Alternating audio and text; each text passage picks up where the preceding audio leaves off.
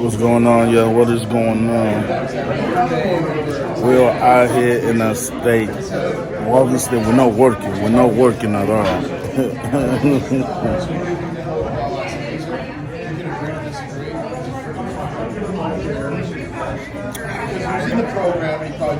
We're not working off the clock. We have no intention of working. We're just enjoying the view, enjoying a little bit of, visual things. You know what I'm saying? But as I'm thinking here, I'm sitting here, I'm thinking, right? I think I'm anti-social. That's what I came down to. Because I got here, my boys out here living life, and my black ass stayed in the room this whole time.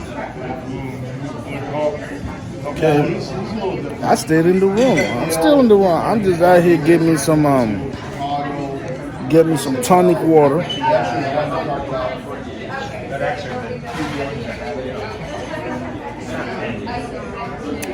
And then after that, we're going back to the room, right? But the reason why I came up with the anti-social theory is because I don't be having any desire to go anywhere, But I think I need to find a way to mitigate that. I got to find a way to mitigate that. And this is what I came up with. Because last year, I was going to go to Isla Mexico last year. I booked the whole the penthouse. I was going to go for 2 weeks, so forth and so on, to relieve stress.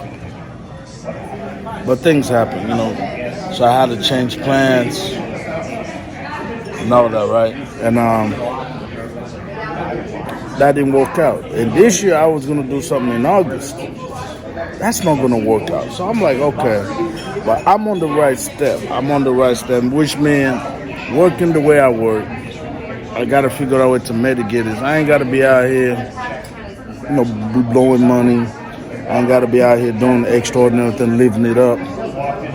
I can be me, but at the same time, once a year, spend, $4,000 or $5,000 on a vacation or something. You know what I'm saying? Y'all let me know if that sounds like a decent idea. But right now, I'm about to get this waitress's attention because this woman is petite and cute. You know what I'm saying? So I'm about to see. I'm about to see what I can do. I'm gonna relocate myself over there toward the wall. Maybe she see me, because I need some damn food, man. I'm hungry. Yesterday I had the steak. It's like $70 steak. This is a place called Porterhouse Steak in California. Is where it started. It started in California, but where I'm at right now is Porterhouse Steak. Now, usually when I do it in the area of Texas is you can go to Texas Roadhouse, Texas Steakhouse, and you can get a Porterhouse steak, right? But over here where we at, the Porterhouse steak don't have the Porterhouse steak, which is really weird.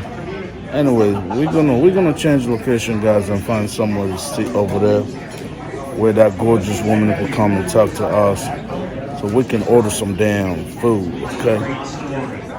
I don't know what it is, but sometimes a lot of waitresses see just so you know, we're gonna have someone. Oh, it's already reserved? Yes. Okay. Well, all right. There'll be a couple minutes, so you can sit here until they get here. Oh, okay. Now I go back to where I was at. Thank you. Like, I'm trying to get a funny woman to come in and talk to a boy, man, but they say no. So I'm gonna have to see somewhere else to wear. So these are already reserved. I need to talk to somebody to get some damn appetizer going this month, man. All right, we're back. Pretty much went over there, told that I moved over there because I didn't know if I had to be in a certain area for y'all to give me some damn attention. So I'm hungry, you too. My money just as good, but I don't know what it is. But I don't blame them. But sometimes the Negro don't get as much attention when it comes to this restaurant. I guess when you look like me, hobo, People just assume they ain't getting no tip, but jokes on them because I tip pretty damn good. Because I used to be a waiter. I know what it feels like to have to rely on gratitude for survival. So I always tip good, but it's all right. They're gonna eventually come to me. They're gonna eventually come through. And let them take their sweet ass time.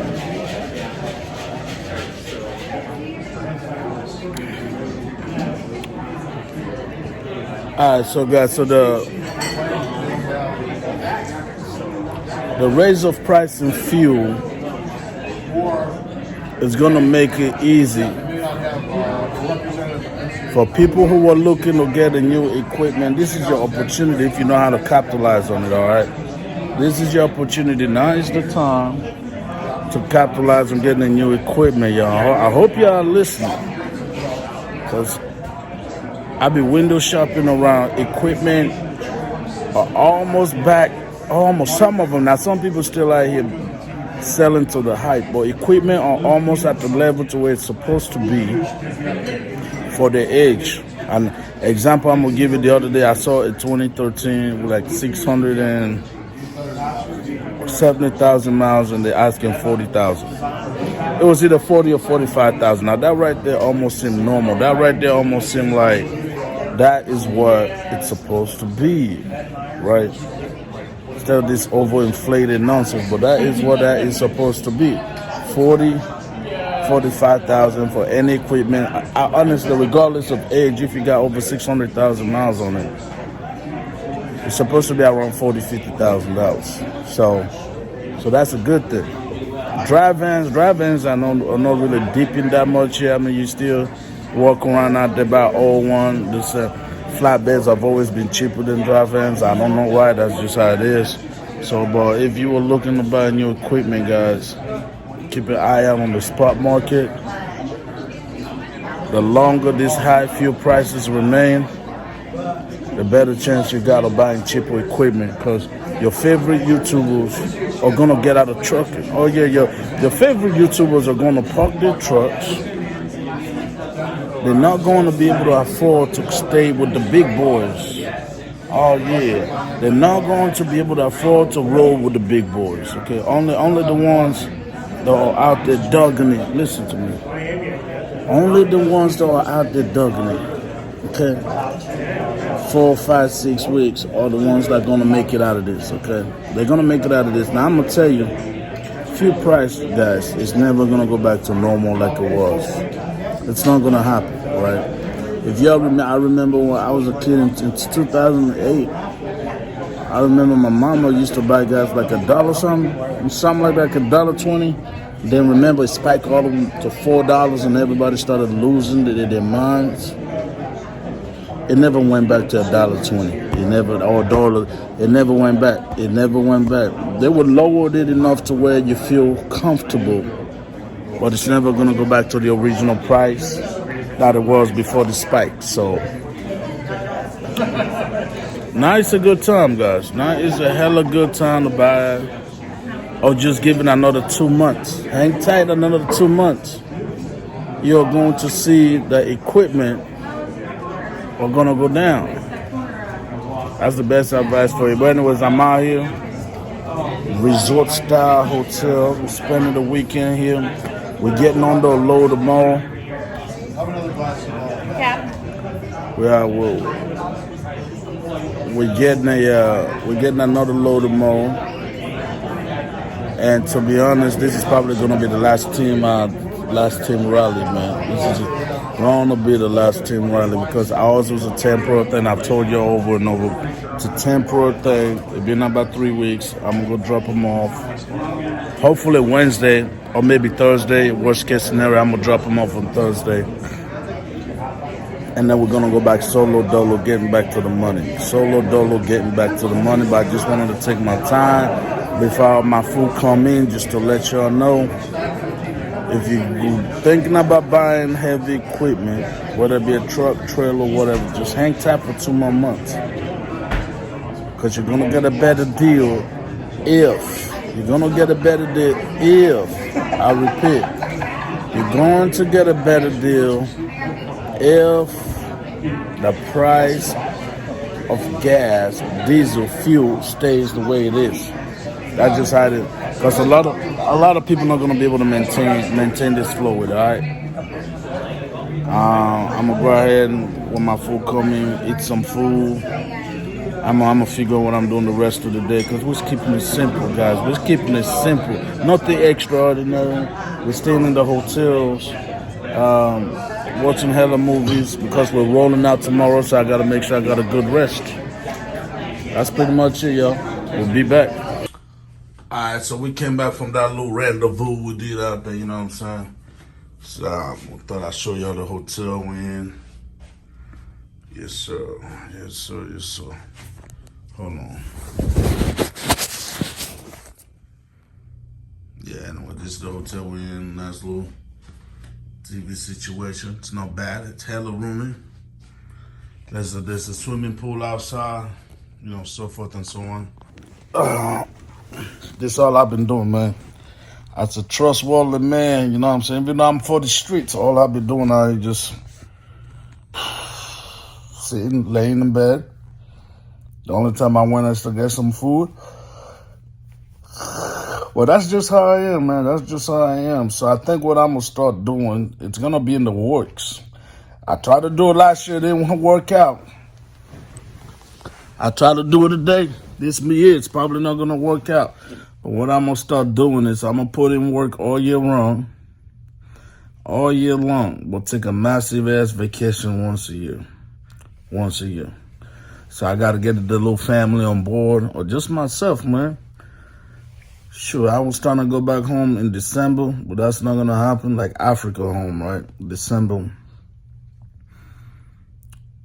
But that might not work out. No, August. Damn, I was going to go August, but that might not work out. This year, but next year, it's definitely going to work out, y'all. It's definitely going to work out next year. So I think that's how I'm going to do it, man. That's how I'm going to do it. You know, I don't really spend money on a whole lot of things. Like stupid things. So I got to be able to spoil myself once a year. That's the plan, and I like the way that sounds. Also, y'all, keep your eyes out on this used equipment. I know, like, you know, anybody, you know who you are. Anybody who has called me and tell me to tell me, everybody want to rush to be an owner-operator. I understand where you want the money. But this is a high opportunity, I'm telling you right now. Keep your eye out on the used market, the used equipment market, man. Truck, paper, wherever you look at used trucks. Due to these fuel prices, I think equipment value is going to go to actually what it's supposed to be, y'all. I think it's actually going to go back to what it's supposed to be. For an example, just yesterday, I saw, I think it was a Freightliner. It has 650,000 miles on it, and they actually only wanted $45,000. And that makes sense because that's the actual value of the truck. It don't matter the brand. Anything that has over 250,000 miles, you got to judge accordingly, right? Previously, 2 months ago, even a month ago, that was like $6 million, right? Because everything is inflated and people out here being stupid, just buying stuff. But the fact that we're seeing equipment that's almost within its proper rate now is really good. So yeah, so if you want an equipment, y'all just keep an eye. I keep saying it. I was calling this about 4 months ago. You know, when there was this massive dump of equipment by certain companies that I predicted, and now it's stuff gonna try to potentially go back to normal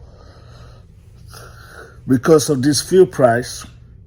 A lot of people, man, I keep saying it, but a lot of your favorite YouTube truckers ain't gonna make it. So you might keep your eye on the equipment because they might put it up for sale. Yeah, if you were out here running, I keep saying it over and over, if you were out here running like yours truly, or even just putting a little bit of work, you got to be able to utilize on this condition because once your favorite YouTuber put his truck for sale, that's when you have an opportunity to buy. You know what I'm saying? keep your eye on the used truck market. And these fuel prices ain't going nowhere. This stuff gonna stick around for a really long time. Like I said earlier. Anyways, man, look, we out here watching Bravo, you know. I'm gonna go on ahead and head on YouTube. Until next time. Dealdash.com, the fair and honest bidding site.